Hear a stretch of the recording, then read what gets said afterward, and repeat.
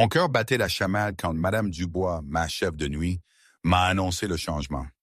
Marie, ton affectation a changé, m'a-t-elle lancé, le regard dur. Tu t'occuperas de l'aile Est ce soir. Maria prendra le secteur VIP. Maria, elle, c'était Pierre, j'en étais certaine, qui avait manigancé ça. Mais pourquoi? La panique a commencé à monter, une boule au fond de mon estomac. Je devais absolument accéder à la suite de M. Dubois. Quelques jours plus tôt, c'est là que tout avait commencé, même si sur le coup, je n'avais rien vu venir. Ce M. Dubois, Julien, le grand ponte de Dubois Cantique, était hospitalisé à Sainte-Marguerite à Lyon depuis des semaines. 20 spécialistes se relayaient, mais rien. Mon job, nettoyer. Un soir, j'étais avec Sophie, ma fille. Elle se cachait dans mon chariot de ménage, son carnet de notes bien serré dans ses petites mains. On faisait ça de temps en temps quand la voisine, Madame Martin, n'était pas dispo. C'était un peu risqué, je le savais, mais avec mon salaire de nuit, ça nous permettait de survivre, de payer le loyer de notre petit 2 pièces à la guillotière. Sophie, avec ses 7 ans et son âme de petite scientifique, observait le monde avec une curiosité qui me rappelait étrangement la mienne, il y a longtemps.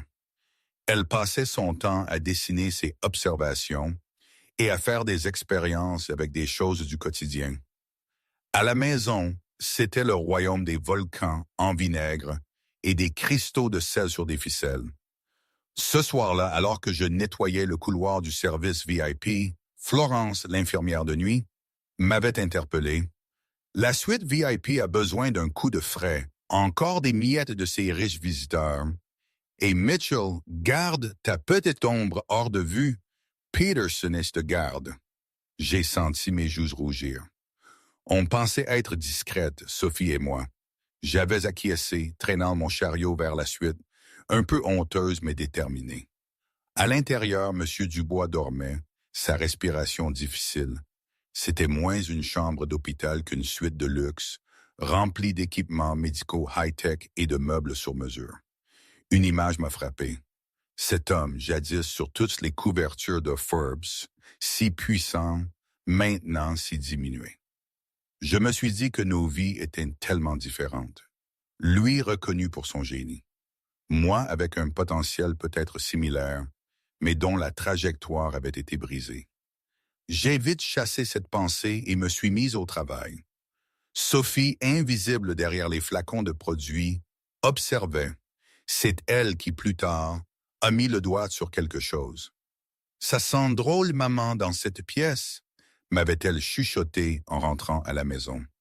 Comme l'odeur des centimes que tu utilises pour nos expériences de couleurs. J'ai marqué une pause. Une odeur métallique. Elle avait acquiescé. Du pot sur sa table de nuit, le truc chic avec le couvercle tordu. J'avais hoché la tête archivant l'information. C'était sûrement rien, juste une crème chère. Mais cette description, ça m'avait chiffonné. J'aurais dû y prêter plus attention.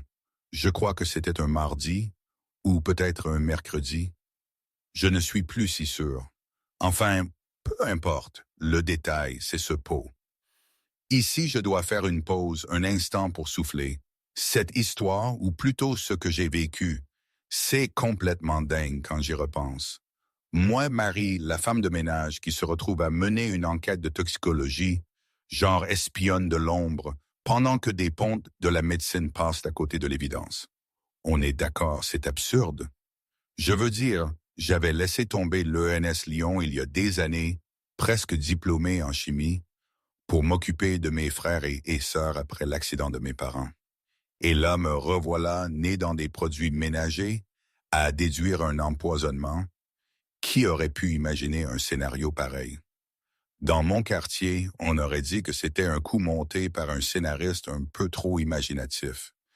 Mais non, c'était la réalité. Cette réalité m'a prouvé que parfois, ce sont les yeux les moins attendus qui voient le plus clair. Est-ce que c'est de la chance, du hasard, ou juste la preuve que les gens normaux ont aussi leur place, leur perspicacité, au milieu de toutes ces grandes machines institutionnelles?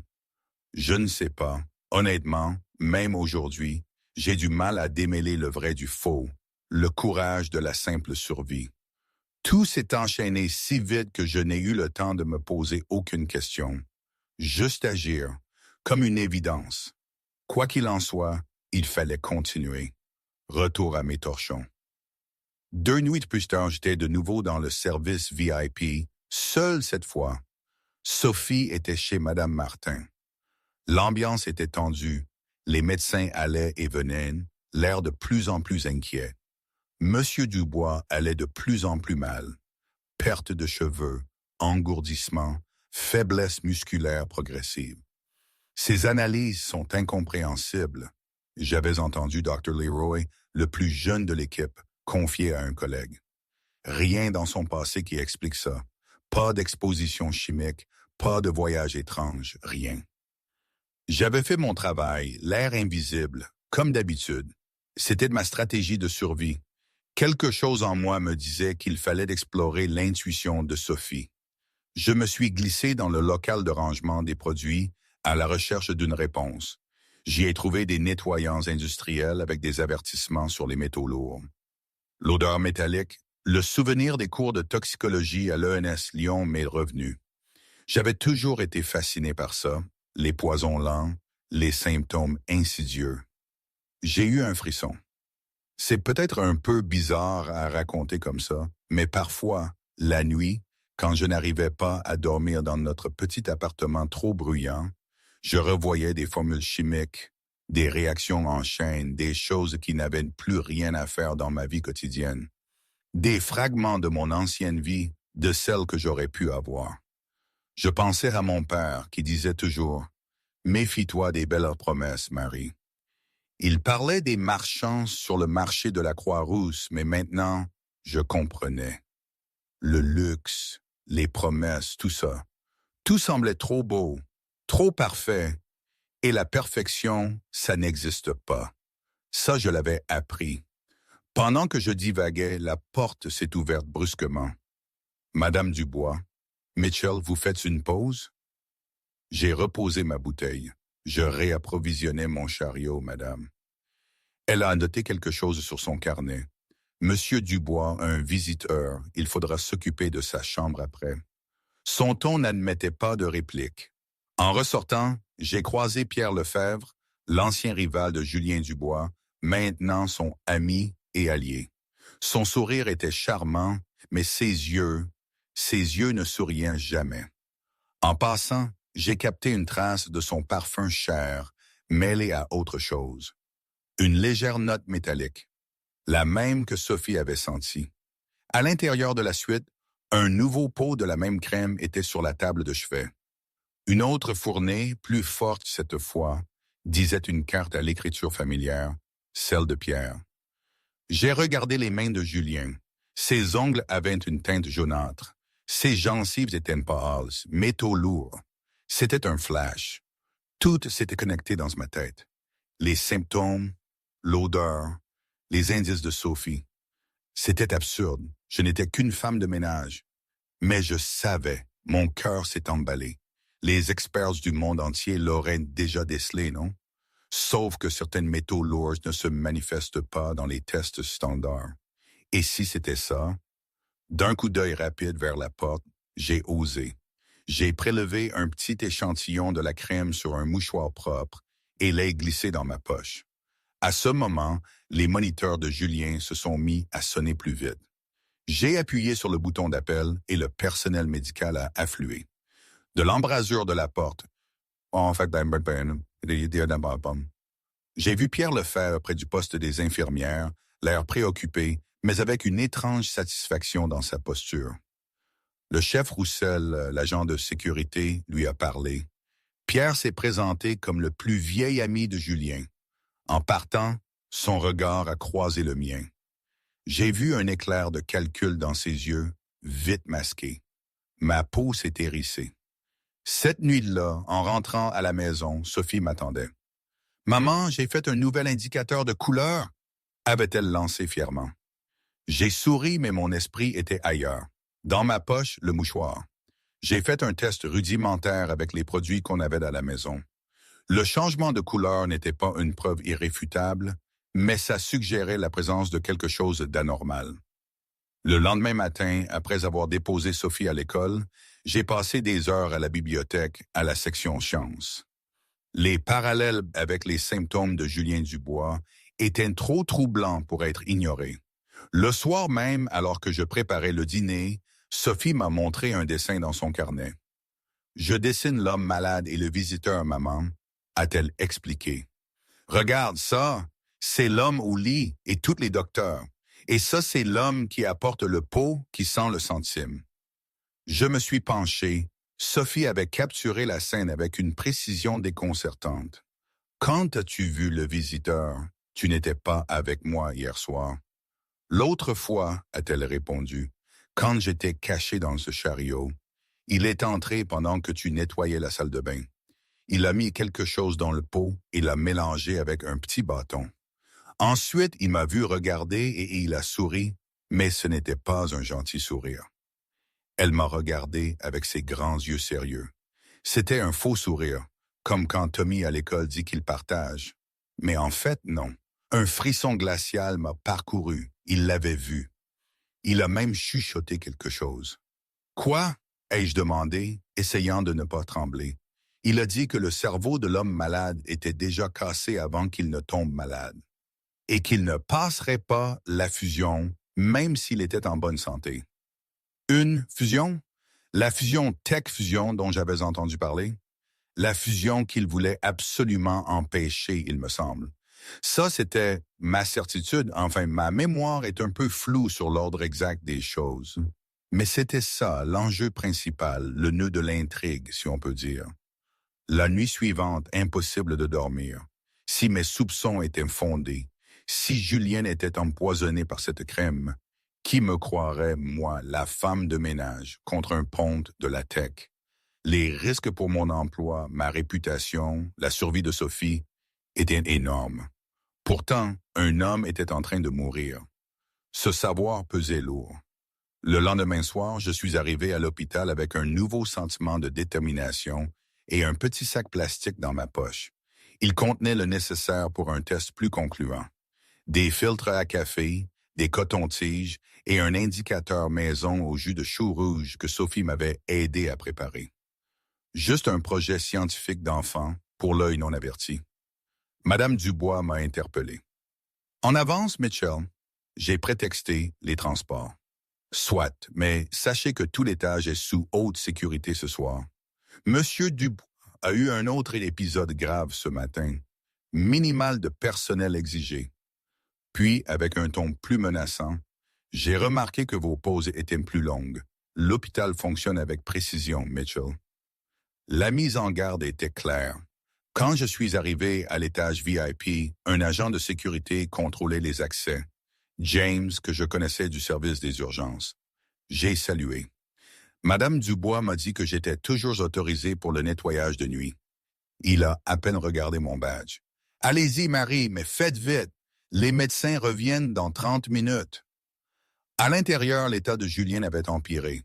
Le pot de crème était là, à moitié vide. Je me suis déplacé silencieusement, cherchant une opportunité. Julien s'est agité. « Laura ?» a-t-il murmuré, désorienté. J'ai hésité puis me suis approché. « Je suis Marie, monsieur Dubois.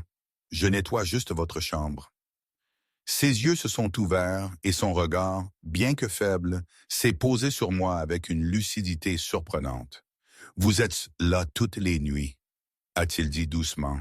« Toujours à observer, à remarquer des choses. » Mon pouls s'est accéléré. « C'est mon travail, monsieur. » Un faible sourire a touché ses lèvres. Non, plus que ça, regard scientifique, analytique. Ses paroles étaient un peu confuses, mais sa perception m'a secoué. Vous me rappelez quelqu'un de brillant. Il a continué, la voix s'estompant. Pierre pense que je ne suis plus assez vif pour la fusion. Dit que Dubois Quantique a besoin d'esprit plus jeune maintenant. Il a refermé les yeux, le sommeil le reprenant. Je suis resté immobile, ces mots résonnants. Cela confirmait ce que Sophie avait entendu. D'un rapide coup d'œil vers la porte, j'ai agi. J'ai prélevé un nouvel échantillon de crème avec un coton stérile et les sceller dans un des petits sacs que j'avais apportés. 20 minutes avant le retour des médecins. Dans la salle de bain adjacente, je me suis enfermé et j'ai monté mon laboratoire improvisé. Avec mes fournitures, j'ai préparé des bandelettes de test. Les solutions indicatrices ont viré à un bleu verdâtre distinctif. Pour mon œil entraîné, cela suggérait fortement la présence de certains métaux lourds. Ce n'était pas une preuve définitive, mais mes soupçons étaient confirmés. La crème contenait des niveaux toxiques d'un métal lourd, probablement du thallium. Lentement, insidieusement. C'était bien pensé. J'ai documenté mes découvertes dans un petit carnet et photographié les résultats avec mon vieux téléphone. En sortant de la salle de bain, la porte de la suite s'est ouverte. Mon cœur a bondi. Mais c'était Dr. Antoine Leroy. Il avait une trentaine d'années et ses yeux gentils derrière ses lunettes branchées étaient un des rares sourires du personnel. « Oh, excusez-moi, a-t-il dit. Je suis revenu chercher ma tablette. »« Pas de problème, docteur. Je finissais, ai-je répondu. Antoine a récupéré sa tablette, mais est resté, le regard inquiet sur Julien. « Ces dernières analyses n'ont aucun sens, a-t-il murmuré. C'est comme si son corps se battait contre quelque chose que nous n'identifions pas. J'ai hésité, puis j'ai parlé, prudemment. « Docteur, j'espère que vous ne me dérangez pas, mais avez-vous spécifiquement recherché un empoisonnement aux métaux lourds? » Il m'a regardé, surpris. « Nous avons fait un panel de base, rien d'alarmant. Pourquoi cette question? » « C'est juste... » J'ai cherché mes mots. Ma fille a remarqué une odeur métallique venant de ses produits de soins. Et j'ai étudié la chimie avant. J'ai coupé court, consciente de l'immense fossé professionnel entre nous. Avant, a-t-il insisté, toute son attention sur moi. Avant que je ne doive quitter l'ENS Lyon pour une urgence familiale, à 3 semestres de la remise de diplôme, ai-je répondu, me sentant étrangement vulnérable. Les symptômes me rappellent ce que j'ai appris sur certains métaux lourds, surtout ceux qui n'apparaissent pas dans les tests standards. Son expression est passée de la surprise à la considération. Le programme de chimie de l'ENS, ce n'est pas un profil courant pour le personnel d'entretien. La vie prend des virages inattendus, ai-je dit simplement. Il a hoché la tête. Oui, en effet. Il a jeté un œil à Julien, puis a baissé la voix. « Quels métaux aviez-vous en tête? » Le thallium serait ma première hypothèse. Ça correspond aux symptômes. Perte de cheveux, neuropathie, troubles gastro-intestinaux, changement des ongles, et ça demande des tests spécifiques pour le détecter. Ses yeux se sont légèrement écarquillés. C'est une observation très pertinente. J'avais pensé à l'arsenic, mais les tests étaient négatifs. Nous n'avons pas spécifiquement dépisté le thallium. Il a pris une décision. Je vais commander ce test demain matin, discrètement. Merci, ai-je dit, le soulagement me submergeant. C'est moi qui vous remercie. Parfois, un œil neuf voit ce que les spécialistes ne voient pas. Comment vous appelez-vous? Marie Duval. Merci, Marie. Je vous tiendrai au courant. Quand il a quitté la pièce, je me suis permis un instant d'espoir, vite anéanti quand j'ai vu Madame Dubois se tenir dans l'embrasure de la porte, son expression glaciale. « Mitchell, un mot dans le couloir, s'il vous plaît. » Mon estomac s'est noué. Je n'ai pas pu m'empêcher d'entendre, a-t-elle dit, la voix dangereusement basse. Vous discutiez de l'état médical d'un patient avec un médecin. Vous offriez des opinions sur un diagnostic. Elle m'a coupé. Vous dépassez vos fonctions de la manière la plus flagrante possible. Vous êtes là pour nettoyer les chambres, pas pour diagnostiquer les patients. C'est exactement le genre de comportement qui m'inquiète. Implication inappropriée, abandon de vos tâches et maintenant, saper l'autorité de l'équipe médicale. J'ai essayé de protester, mais elle a sorti un formulaire de son carnet. Ceci est un avertissement écrit, Mitchell. Un incident de plus et je n'aurai pas d'autre choix que de recommander votre licenciement. Signez ici pour en prendre connaissance. Ma main a tremblé légèrement en signant. J'ai besoin de ce travail, Madame Dubois, et je dis doucement. Et ma fille devrait être votre motivation à faire votre travail correctement. Rien de plus, a-t-elle conclu. Vous êtes en période probatoire, Mitchell. Je vous surveille de près. Quand elle est partie, je me suis appuyé contre le mur, retenant mes larmes de frustration. L'avertissement pourrait vite devenir le cadet de mes soucis. Si Pierre découvrait que je l'enquêtais, qu'est-ce qu'il ferait?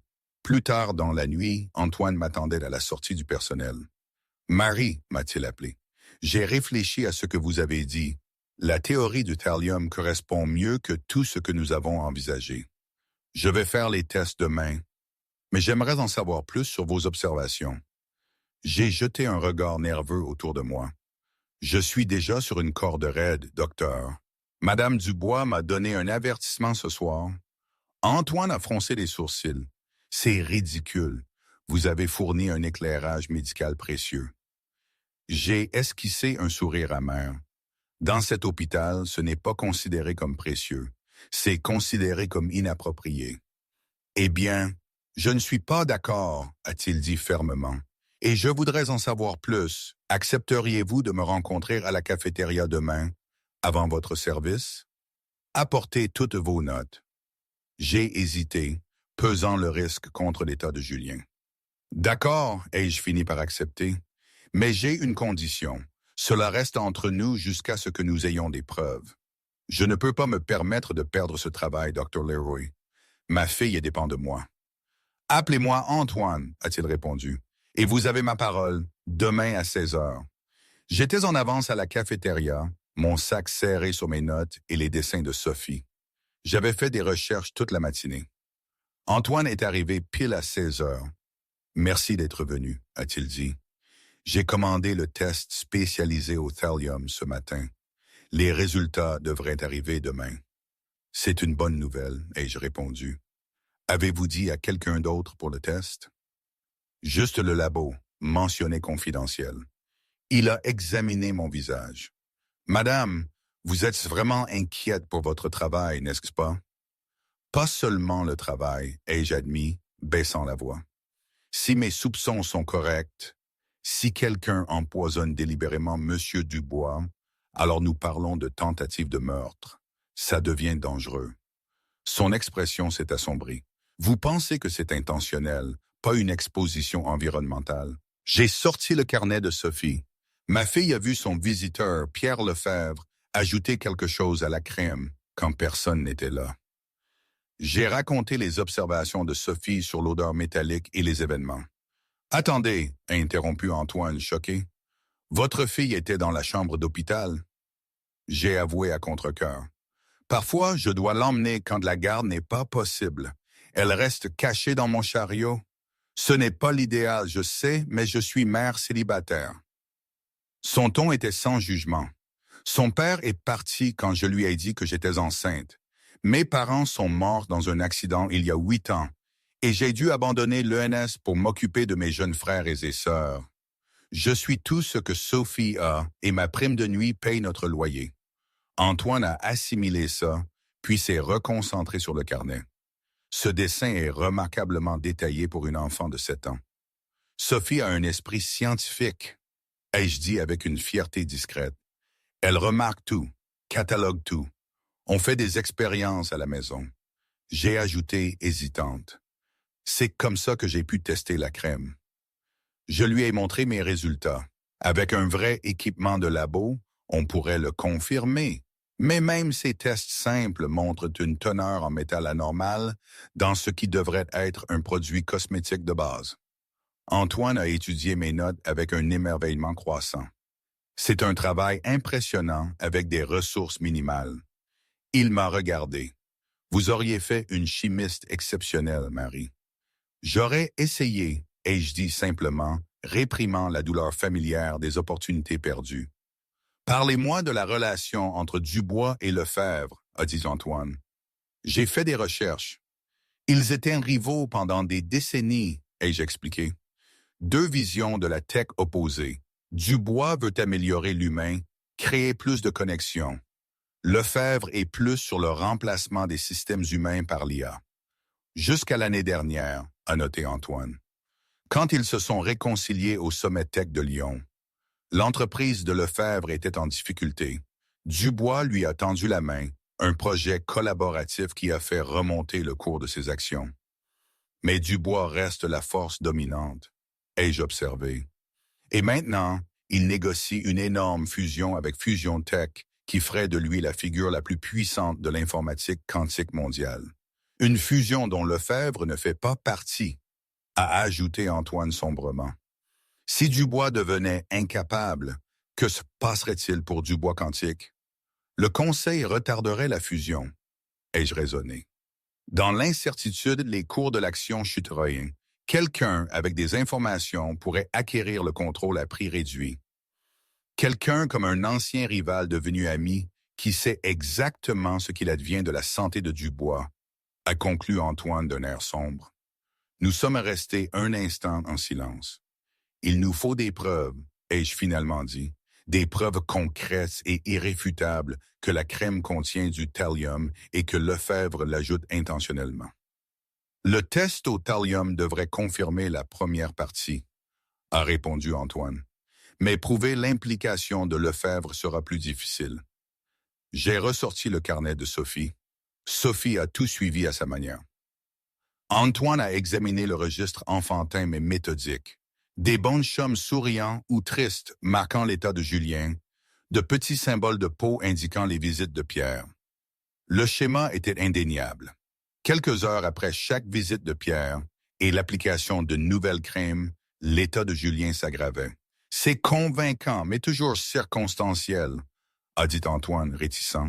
Il faudrait documenter le contenu de la crème avant et après les visites de Lefebvre pour prouver qu'il ajoute le thallium. Ça demanderait de prendre des échantillons sans que personne ne remarque, ai-je fait remarquer. Et il faudrait un endroit pour les tester correctement. Antoine a tambour sur la table. J'ai accès au laboratoire de recherche au 3e étage. C'est peu fréquenté le week-end et j'ai l'autorisation de faire des analyses indépendantes. Donc, il nous faut des échantillons de crème avant et après les visites de Lefebvre, ai-je conclu. On sait quand il vient la prochaine fois? Selon le registre des visiteurs, il vient tous les 3 jours. Ça veut dire qu'il est attendu demain soir.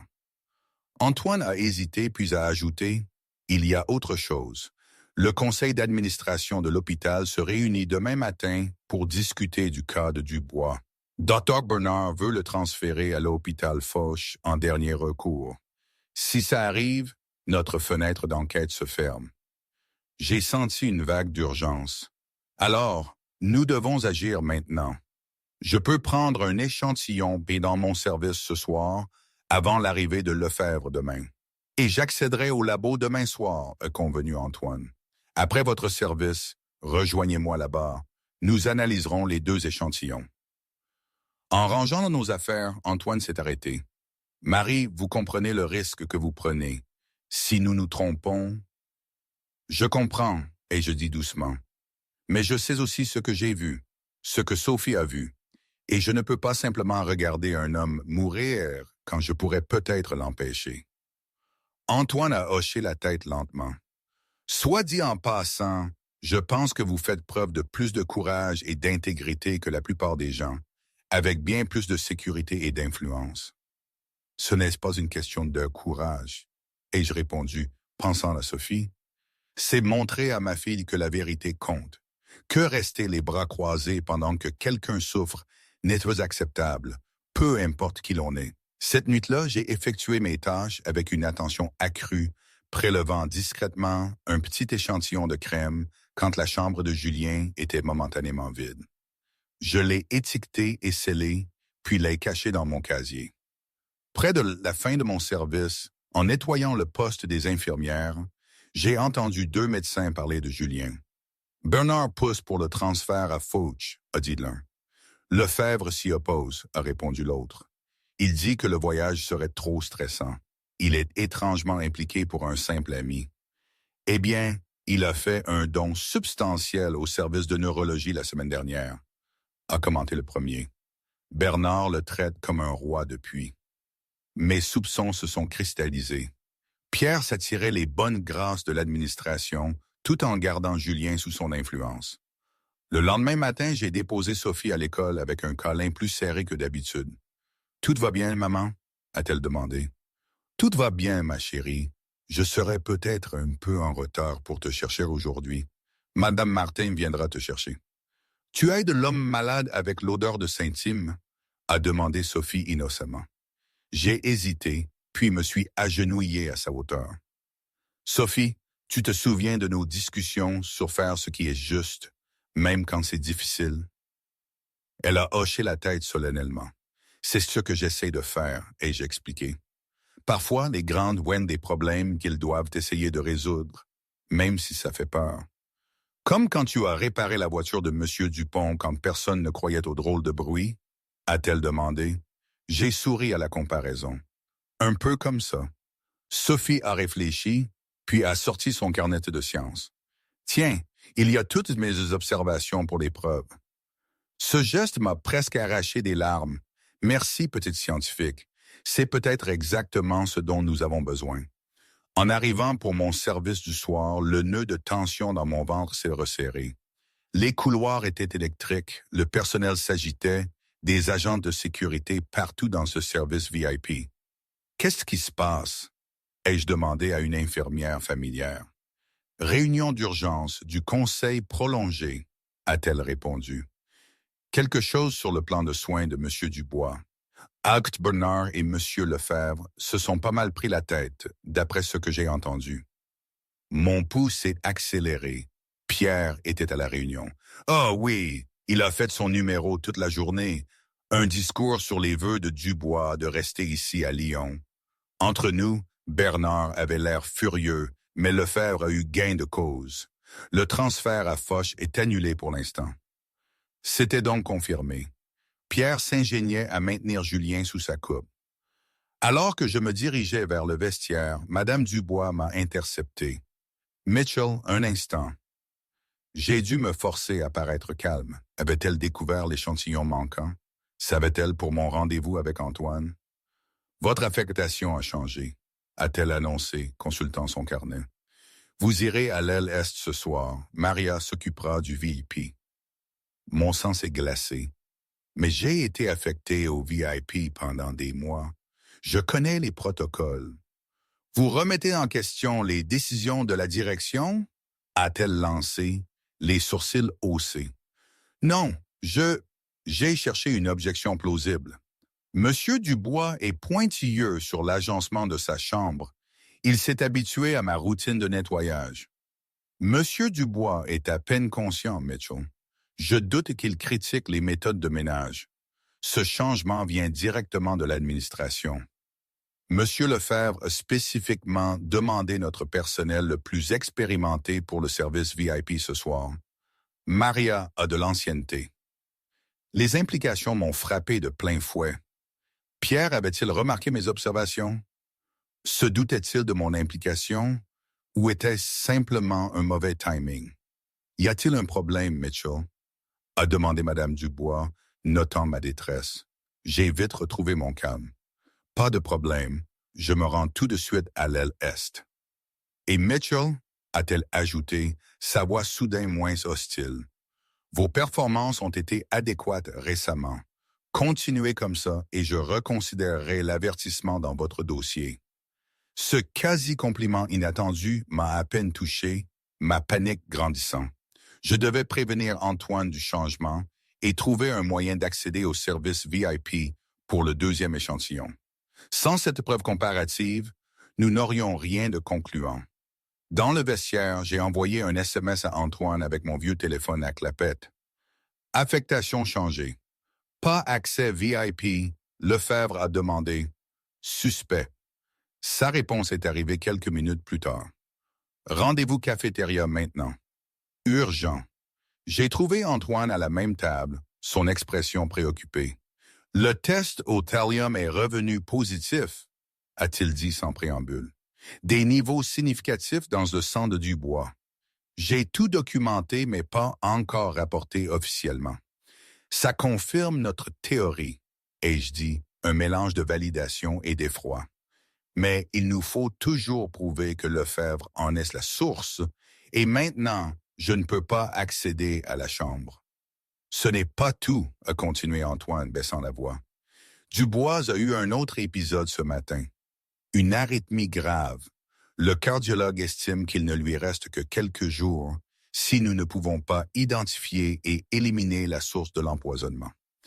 Mon esprit s'est emballé.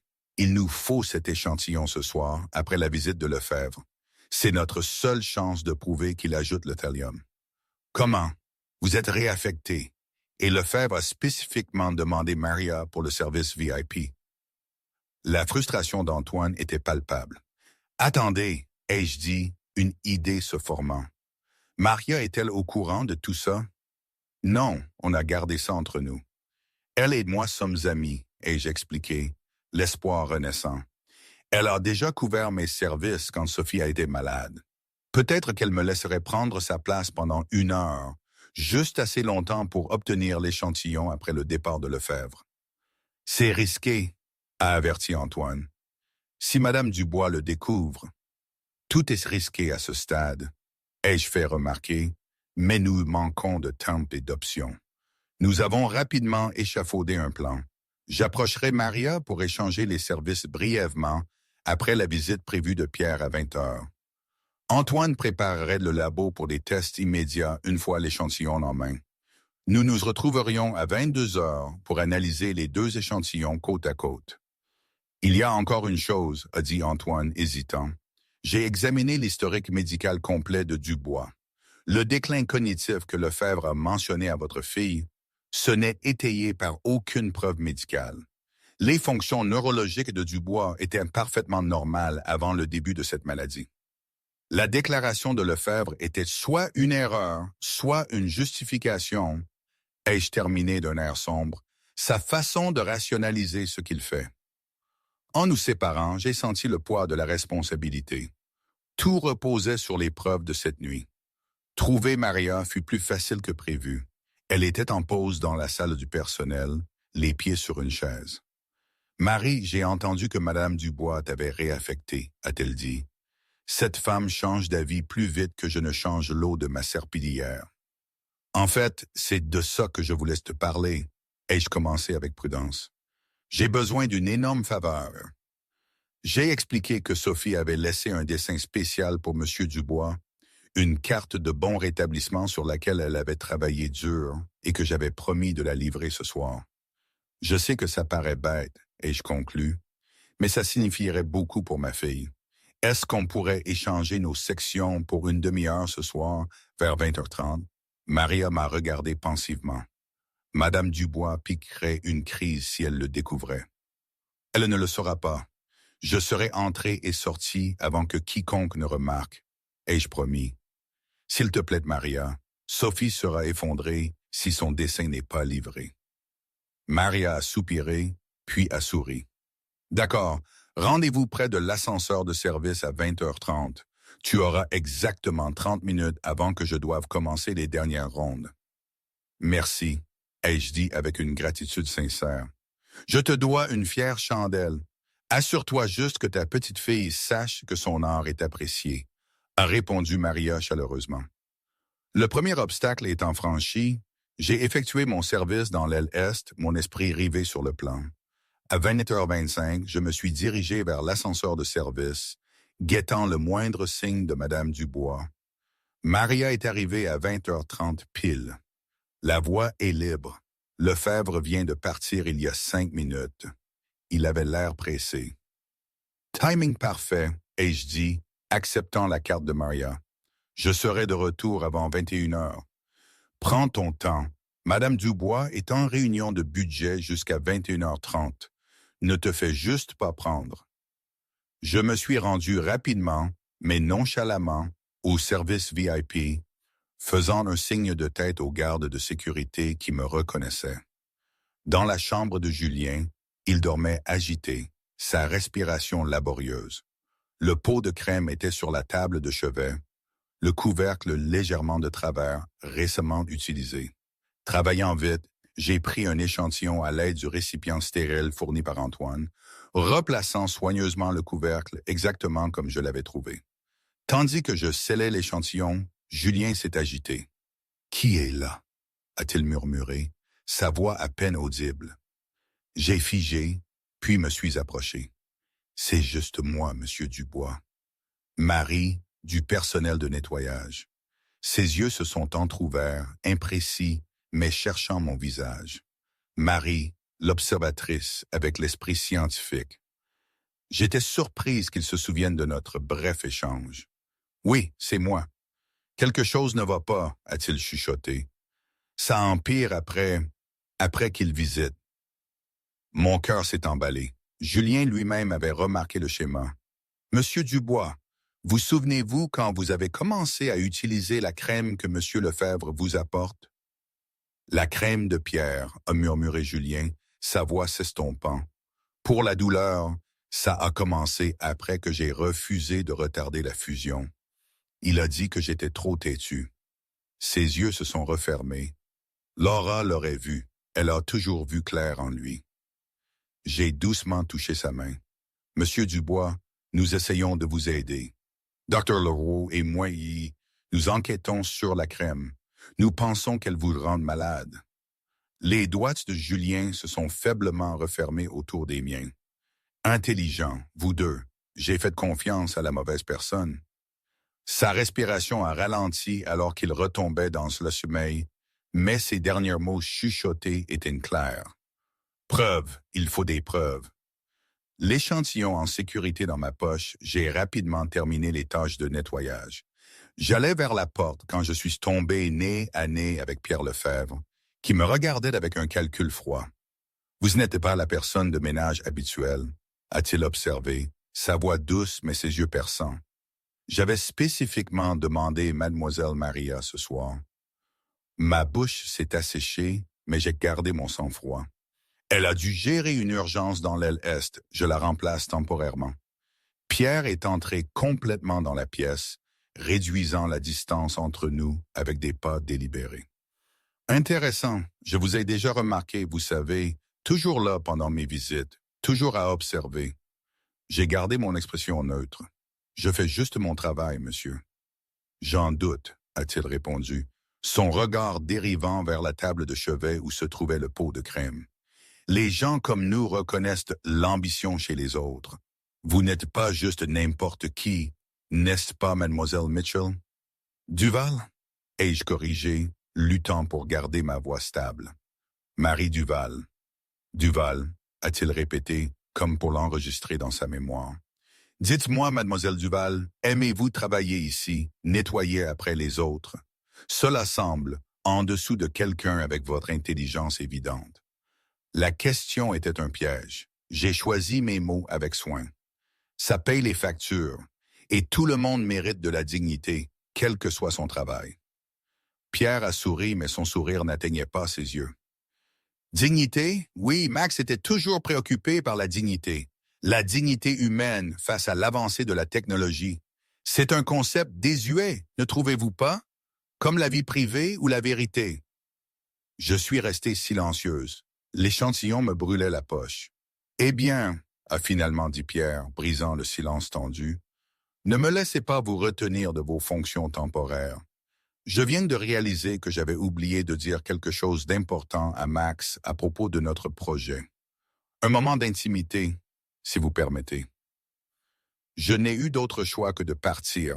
Dans le couloir, j'ai jeté un coup d'œil à ma montre. 20h55. Je devais rendre la carte à Maria et retrouver Antoine au labo. Mais quelque chose dans le retour inattendu de Pierre m'a profondément inquiété. Qu'avait-il oublié? Ou vérifiait-il autre chose?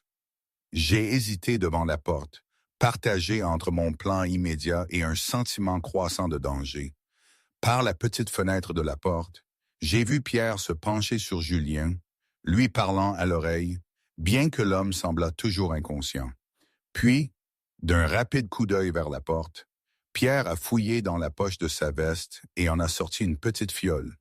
J'ai eu le souffle coupé en regardant Pierre dévisser le pot de crème, y ajouter plusieurs gouttes de la fiole et mélanger soigneusement avec une petite baguette de verre. La précision délibérée de ses mouvements ne laissait aucun doute. Ce n'était pas la première fois qu'il effectuait ce rituel. J'ai tâtonné pour mon téléphone, les mains tremblantes, alors que j'essayais d'enregistrer une vidéo à travers la petite fenêtre. L'angle était mauvais, l'image floue, mais ça pourrait suffire à montrer ce qui se passait. Quand Pierre a eu fini et a replacé le pot sur la table de chevet, j'ai rapidement reculé dans le couloir avant qu'il ne puisse me voir. Près de l'ascenseur de service, j'ai rendu la carte à Maria avec des remerciements pressés, mon esprit courant avec les implications de ce que je venais de voir. La vidéo partielle, combinée à nos échantillons et aux analyses de sang de Julien, pourrait être une preuve suffisante pour aller à l'administration de l'hôpital ou même à la police. Je me suis dépêché de retrouver Antoine au laboratoire de recherche, me glissant à l'intérieur de la porte qu'il tenait ouverte. Le labo était désert à cette heure, les lumières tamisées. « Vous l'avez eu ?» a-t-il demandé immédiatement, remarquant mon état agité. « Oui, et plus encore. » J'ai posé l'échantillon sur le comptoir et sorti mon téléphone. J'ai filmé Pierre en train d'ajouter quelque chose à la crème. Il est revenu après sa visite initiale. Je pense qu'il était suspicieux du changement d'affectation. L'expression d'Antoine s'est assombrie en regardant les images floues. Ce n'est pas parfaitement clair ce qu'il fait, mais combiné à nos autres preuves. Il y a autre chose, ai-je ajouté, racontant ma brève conversation avec Julien. Il est conscient que quelque chose ne va pas. Il a mentionné un déclin après les visites de Lefebvre et a dit quelque chose à propos de refuser de retarder la fusion. Donc, notre théorie sur le mobile de Lefebvre semble plus solide, a noté Antoine d'un air sombre. Testons ces échantillons immédiatement. Travaillant ensemble, nous avons préparé les 2 échantillons de crème pour l'analyse. Antoine a fait fonctionner le spectromètre de masse du laboratoire pendant que je documentais chaque étape. Le premier échantillon prélevé avant la visite de Pierre montrait des traces de thallium, préoccupantes mais potentiellement explicables comme une contamination. Le second échantillon, cependant, a révélé des niveaux près de 20 fois plus élevés. C'est définitif, a dit Antoine, fixant les résultats. La concentration dans le deuxième échantillon est suffisamment élevée pour provoquer un empoisonnement grave par absorption cutanée. Des applications répétées accumuleraient des niveaux toxiques dans le système au fil du temps, exactement ce que nous observons chez Dubois. Assez lent pour éviter les soupçons, ai-je noté. Assez progressif pour simuler une maladie mystérieuse plutôt qu'un empoisonnement aigu. Nous devons en informer le Doc Bernard immédiatement, a décidé Antoine, ramassant les imprimés. Avec ces résultats et votre vidéo, il y a suffisamment de preuves pour au minimum retirer la crème et potentiellement impliquer les forces de l'ordre. Attendez, ai-je mis en garde. Lefebvre a cultivé son influence auprès de l'administration hospitalière. Et si Bernard ne nous croit pas, ou pire s'il alerte Lefebvre avant que des mesures ne soient prises, Antoine a réfléchi. Vous avez raison d'être prudente. Nous devrions d'abord faire des copies de tout et sécuriser les preuves. Mais Dubois n'a plus beaucoup de temps. Il a besoin du traitement approprié pour l'empoisonnement au thallium immédiatement. Et Dr. Delacroix, ai-je suggéré, elle est la spécialiste en toxicologie, n'est-ce pas? Et elle n'a, à notre connaissance, aucun lien avec Lefebvre.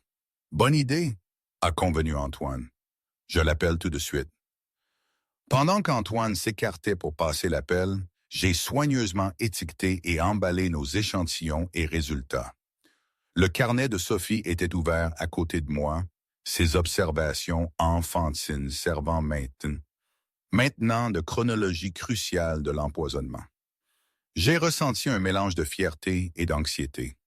La curiosité scientifique de ma fille pourrait sauver la vie d'un homme, mais je l'avais aussi, par inadvertance, impliqué dans quelque chose de dangereux.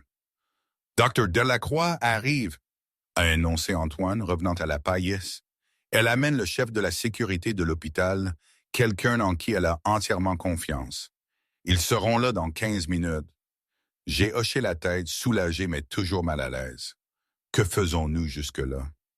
Nous terminons notre documentation et préparons un briefing concis, a répondu Antoine Chicoine.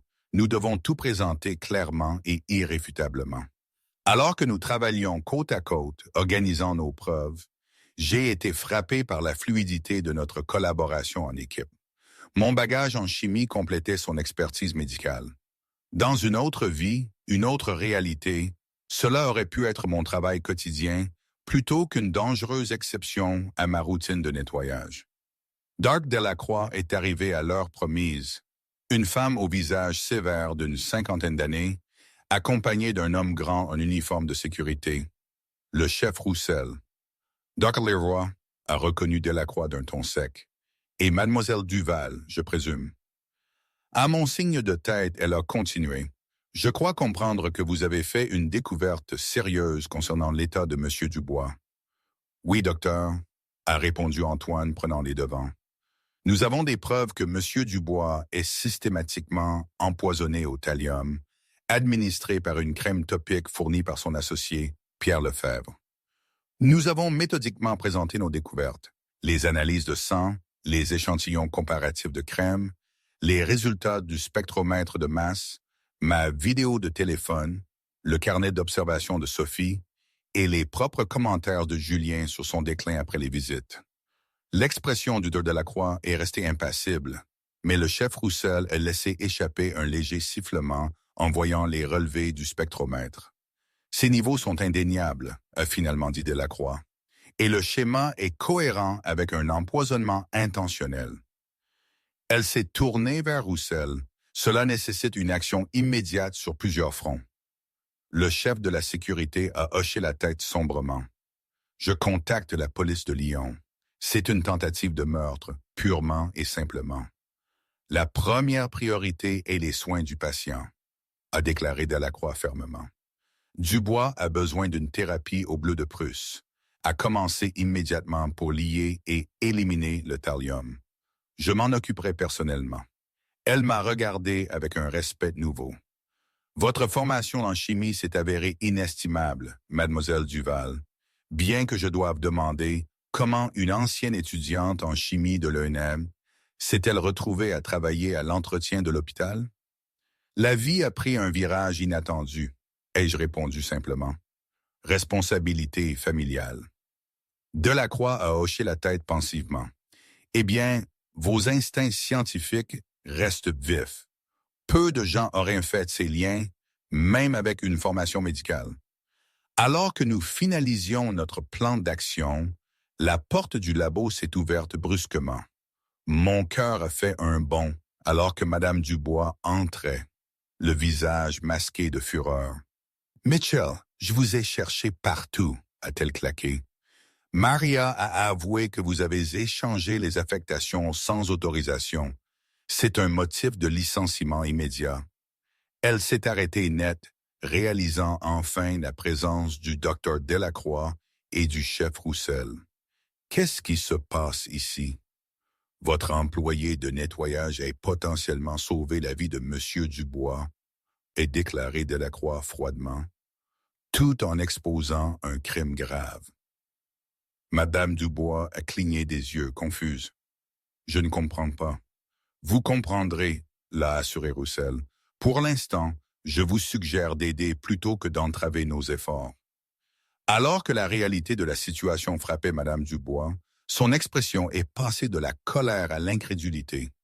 Mitchell a découvert ça, mais c'est une chimiste hautement qualifiée qui se trouvait travailler comme femme de ménage, a interrompu Antoine sèchement, et qui a observé ce qu'une équipe médicale entière a manqué. Madame Dubois est restée silencieuse. Nous devons agir vite, a annoncé Delacroix. Roussel sécurisera la chambre de Dubois et retirera tous les produits de soins personnels. Je commencerai le traitement immédiatement. Dr. Leroy, veuillez compiler un rapport médical complet sur l'empoisonnement au thallium pour les médecins traitants. Mademoiselle Duval, nous aurons besoin de votre déclaration formelle pour les dossiers de l'hôpital et la police. Et Pierre, ai-je demandé, mon inquiétude immédiate pour Sophie montant. Il se doute déjà de moi. S'il réalise que nous le tenons avant l'arrivée de la police? L'expression de Roussel s'est durcie. Je vais poster de la sécurité devant la chambre de Dubois immédiatement et contacter la police de Lyon pour une intervention d'urgence. Où est Lefebvre maintenant? Il a quitté l'hôpital après sa deuxième visite, ai-je répondu, vers 21 heures. Restez ici au labo jusqu'à ce que nous confirmions qu'il est en garde à vue, a instruit Roussel.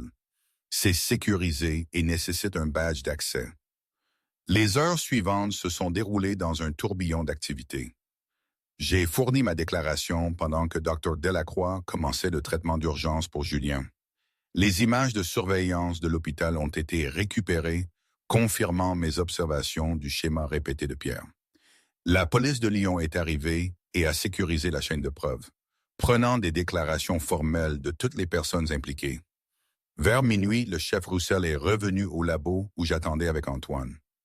La police de Lyon vient de prendre Lefebvre en garde à vue à son hôtel, a-t-il rapporté. Ils ont trouvé des composés de thallium en sa possession, ainsi que des notes détaillant les dosages et les réponses physiologiques attendues. Il est accusé de tentative de meurtre. Un soulagement m'a envahi, et M. Dubois répond bien au traitement initial, a répondu Roussel. Dr. Delacroix dit que vous avez identifié l'empoisonnement juste à temps. 1 ou 2 jours de plus auraient pu être trop tard pour un rétablissement complet. Alors que l'adrénaline de la nuit commençait à retomber, j'ai vérifié mon téléphone. 3 appels manqués de Mme Martin. Avec un choc, j'ai réalisé l'heure tardive. « Sophie, je dois rentrer chez ma fille », ai-je dit d'urgence. « Je vous y conduis », a offert Antoine immédiatement. Ce n'est pas sûr de prendre les transports en commun si tard. Alors que nous nous préparions à partir, Dr. Delacroix s'est approché avec une mise à jour inattendue. Monsieur Dubois a repris conscience brièvement pendant le traitement, a-t-elle informé. Quand j'ai expliqué ce qui s'était passé et qui avait découvert l'empoisonnement, il a demandé que la femme de ménage à l'esprit scientifique soit présente à la revue de Qu'est-ce de demain. Ses mots exacts étaient « Je veux rencontrer la femme qui a vu ce que tout le monde a manqué. » J'étais abasourdi. Moi, à une revue médicale formelle? Pas seulement, a ajouté Delacroix avec le premier soupçon de sourire. Il a demandé que vous ameniez votre fille également. Il semble très intéressé à rencontrer la jeune scientifique qui a la première remarqué l'odeur de centime. Dans la voiture, sur le chemin de mon appartement, les événements de la nuit semblaient presque surréalistes. Je n'arrive toujours pas à croire que ça a marché, ai-je murmuré. Que quelqu'un nous ait cru. Les preuves parlent d'elles-mêmes, est simplement répondu Antoine. Vous les avez recueillies méthodiquement et présentées clairement, exactement comme le ferait tout bon scientifique. Je n'ai pas été scientifique depuis 8 ans, ai-je dit doucement. Juste une mère qui essaie de joindre les deux bouts. Antoine m'a regardé brièvement avant de reporter ses yeux sur la route. Je ne suis pas d'accord. La science n'est pas juste un métier. C'est une façon de penser, d'observer, de tester. Vous n'avez jamais cessé d'être une scientifique, Marie. Vous avez juste appliqué ces compétences dans des circonstances différentes. Alors que nous nous garions devant mon modeste immeuble, j'ai vu Mme Martin regarder avec anxiété par la fenêtre du rez-de-chaussée. « Merci », ai-je dit, me tournant vers Antoine, « de m'avoir cru, de m'avoir aidé. » « Je vous prends toutes les deux demain à 10 heures pour la revue de cas, » a-t-il répondu. « Essayez de vous reposer, le plus dur est passé. » Mais alors que je montais les escaliers vers mon appartement, où Sophie m'attendrait avec des questions inquiètes, je n'étais pas entièrement sûr que ce soit vrai. Le plus dur, expliquer à ma fille de 7 ans comment ses observations innocentes avaient découvert un crime, faire face à l'administration de l'hôpital et aux interrogatoires de police, peut-être même à l'attention des médias, ne faisait peut-être que commencer. Est-ce que ce genre de choses vous est déjà arrivé, ce sentiment d'être à la fois effrayé et étrangement revigoré? 3 semaines plus tard, je me tenais devant le miroir de mon appartement, me reconnaissant à peine. La robe bleu marine, mon premier nouveau vêtement en des années, me moulait parfaitement. Son élégance simple contrastait avec mon uniforme habituel. À côté de moi, Sophie tournait sur elle-même dans une nouvelle robe d'été jaune, son excitation palpable. « Est-ce que je ressemble à une vraie scientifique, maman? » a-t-elle demandé, ajustant la petite épingle microscope que je lui avais donnée ce matin-là. Un cadeau d'Antoine pour commémorer la première découverte scientifique de Sophie. La scientifique la plus brillante que je connaisse, l'ai-je assuré, lissant les cheveux de ma fille. prête pour la grande réunion. Sophie a hoché la tête solennellement. Monsieur Dubois veut nous remercier d'avoir résolu le mystère de l'odeur de centime. Dr. Antoine me l'a expliqué, le méchant homme mettait du métal dans la crème pour rendre Monsieur Dubois malade. J'avais eu du mal à expliquer la situation à Sophie, voulant honorer son rôle sans la charger des aspects plus sombres. Antoine m'avait aidé, utilisant des explications scientifiques adaptées à son âge, axées sur le travail de détective plutôt que la malice derrière tout cela. Les dernières semaines avaient été un tourbillon. Julien avait remarquablement bien répondu au traitement au thallium, son état s'améliorant chaque jour. Pierre est resté en garde à vue, sa libération sous caution refusée en raison de la gravité des accusations et des preuves découvertes dans sa chambre d'hôtel, détaillant des plans pour prendre le contrôle de Dubois Quantique. L'hôpital avait été bouleversé par l'affaire.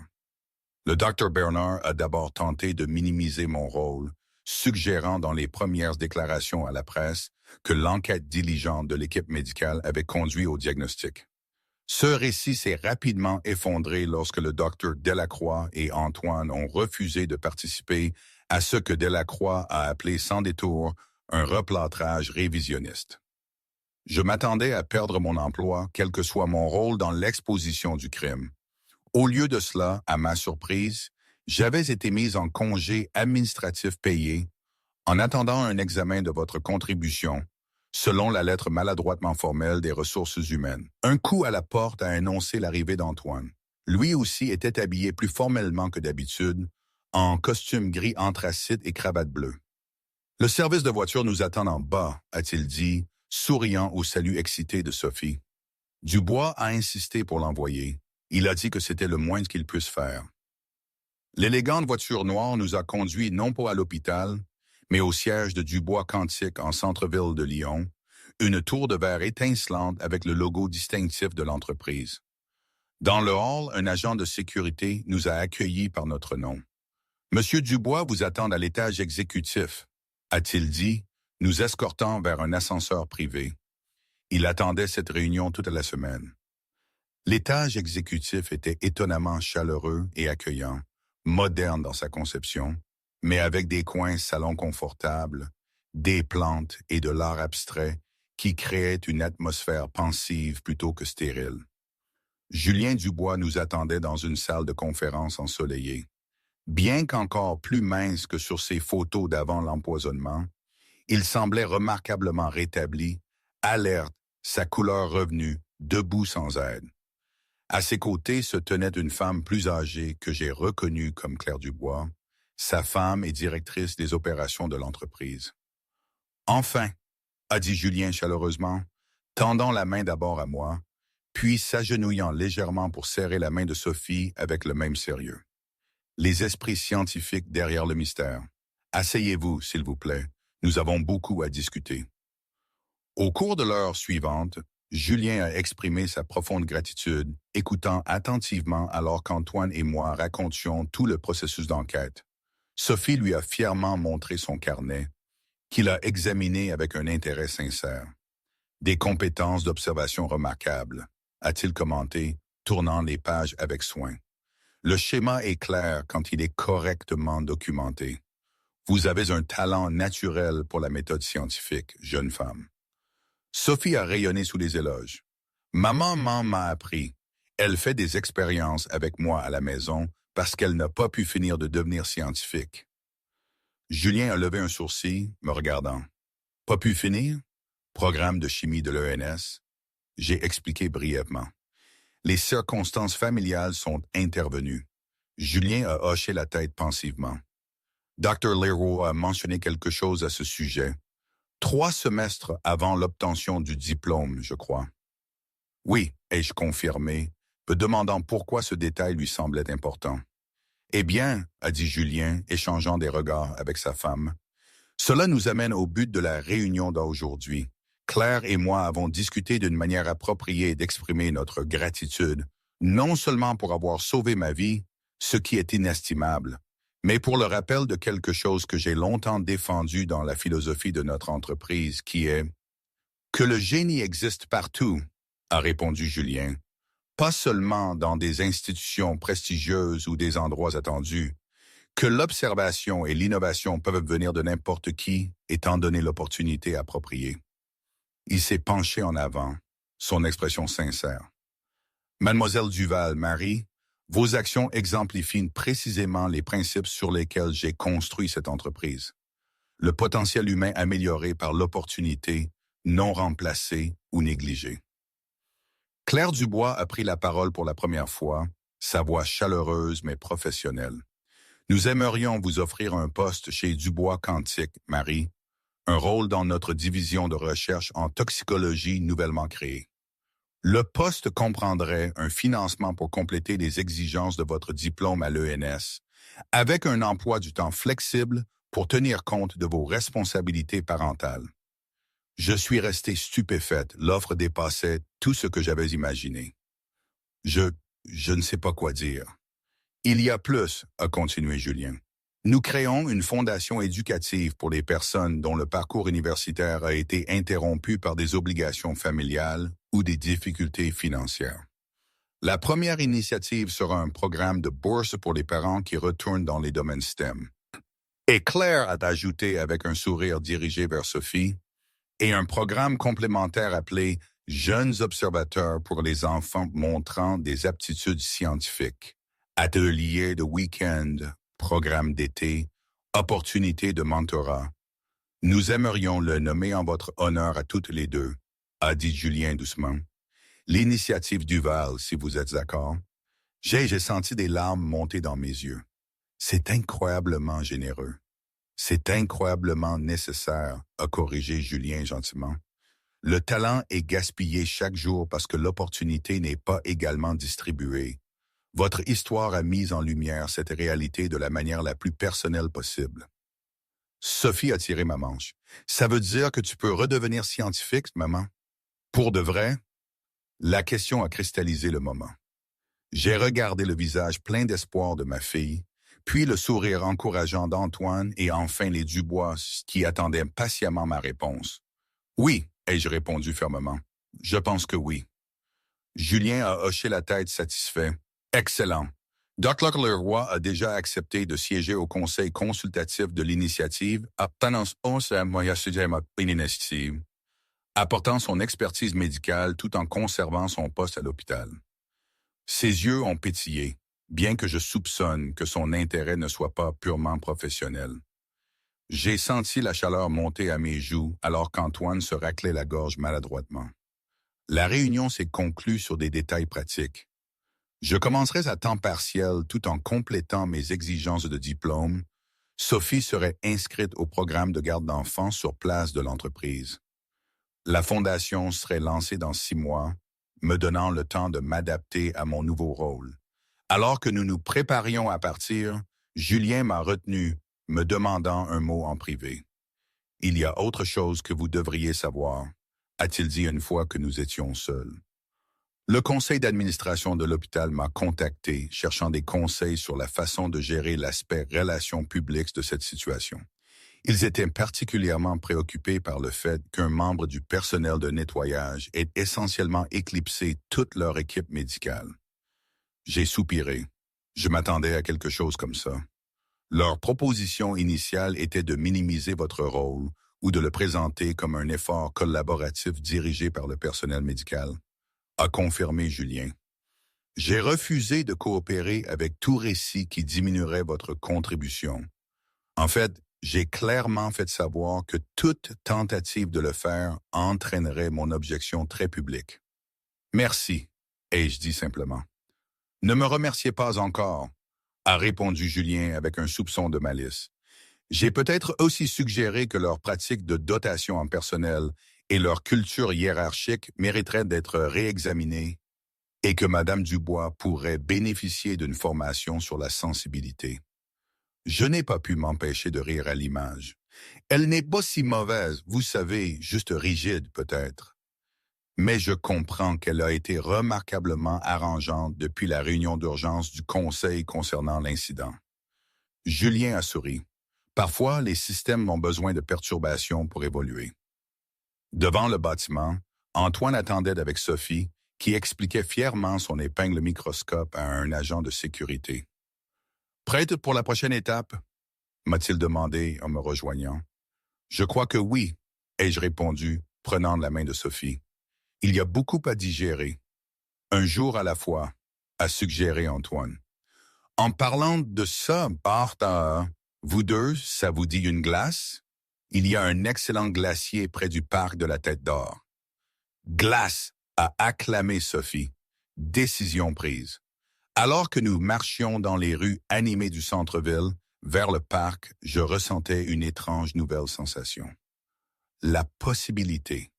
Pendant des années, mes horizons avaient été définis par la nécessité et la limitation. Maintenant, de manière inattendue, des portes s'ouvraient.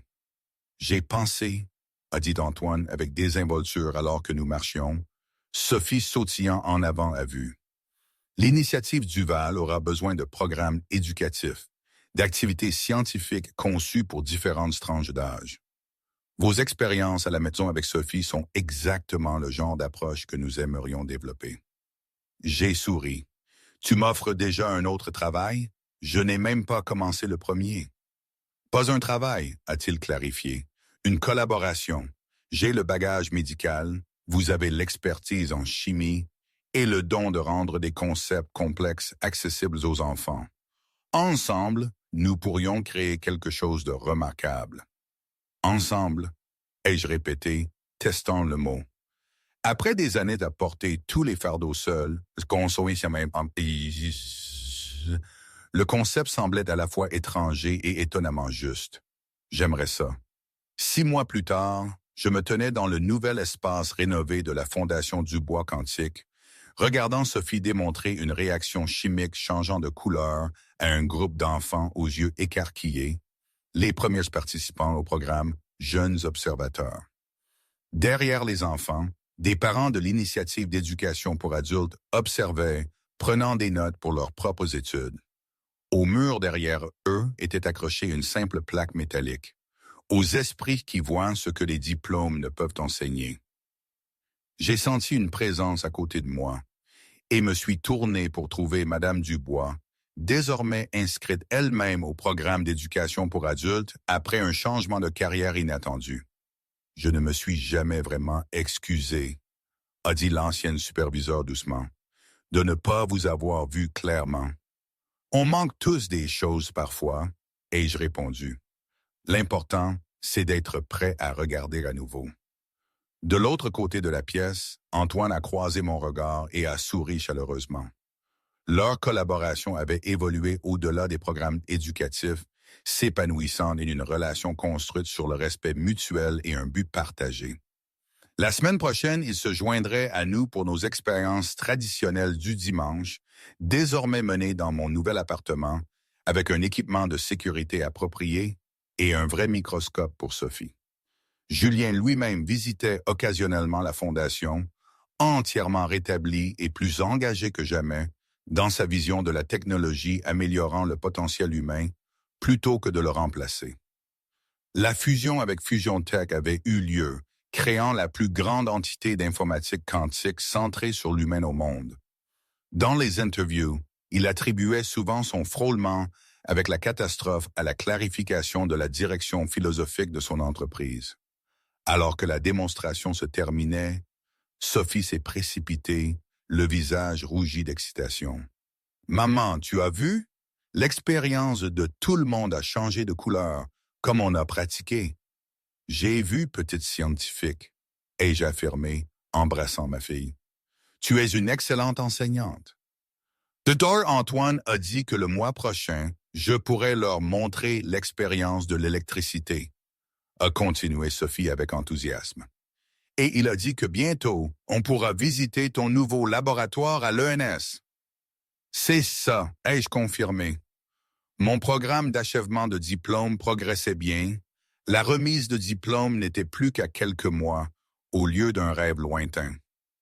Plus tard ce soir-là, alors que Sophie se préparait pour le lit dans notre nouvelle maison, elle a fait une pause pensivement. « Maman, tu te souviens quand tu as dit que les grandes devaient parfois résoudre des problèmes, même quand ça fait peur? » « Je me souviens, ai-je répondu, assise sur le bord du lit. Je pense que c'est ça que font vraiment les scientifiques, a conclu Sophie. Ils voient des problèmes que personne d'autre ne remarque et ils sont assez courageux pour les résoudre. Elle a serré son carnet contre sa poitrine, l'original étant maintenant conservé dans une couverture protectrice. Je serai ce genre de scientifique un jour. Tu l'es déjà, ma chérie, l'ai-je assuré, pensant à l'odeur métallique de centimes qui avait tout déclenché. La meilleure de toutes. Alors que Sophie s'endormait, je me suis tenu près de la fenêtre, regardant la skyline de Lyon. Tant de choses avaient changé en 6 mois. Pas seulement mes circonstances, mais mon sentiment de moi-même. La scientifique que j'avais été et la mère que j'étais devenue n'étaient pas des identités distinctes après tout, mais des parties intégrantes d'une personne entière. Mon téléphone a vibré avec un message d'Antoine. Les résultats de la session d'aujourd'hui semblent prometteurs. La compréhension des réactions chimiques de base par les enfants s'est considérablement améliorée. Les données soutiennent notre approche. Aussi, dîner demain?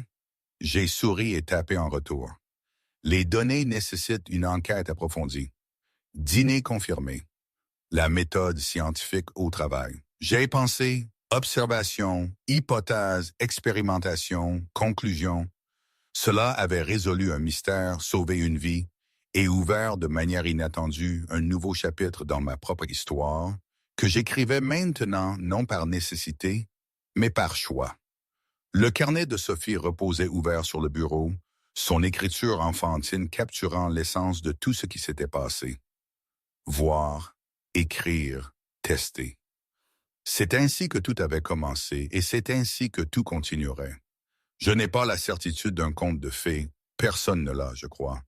Mais j'ai la certitude de ma force et de mes choix. C'est déjà beaucoup, n'est-ce pas?